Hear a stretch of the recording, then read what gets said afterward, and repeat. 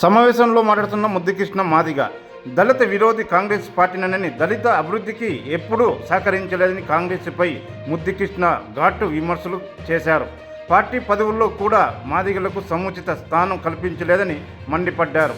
ఎప్పుడైనా దళితులకు పక్షాన నిలబడే పార్టీ బీజేపీ మాత్రమేనని, బీజేపీ పార్టీ పదవుల్లో కూడా మాదిగలకు సముచిత స్థానాన్ని కల్పించారు. పార్టీ జాతీయ అధ్యక్షునిగా మాదిగ సంబంధించిన బంగారు లక్ష్మణ్ను జాతీయ అధ్యక్షునిగా అవకాశం కల్పించారు. కాంగ్రెస్ పార్టీ మాదిగలకు ఉన్నత పదవి ఇవ్వలేదని విమర్శించారు. కాంగ్రెస్ పార్టీ మాదిగలపై ప్రేమ ఉంటే కొన్ని సంవత్సరాల నుంచి రిజర్వేషన్ వర్గీకరణ కోసం పోరాటం చేస్తూ ఉంటే పట్టించుకోలేదని విమర్శించారు. బీజేపీ అధికారంలోకి వస్తే మాదిగలకు న్యాయం జరుగుతుందన్నారు.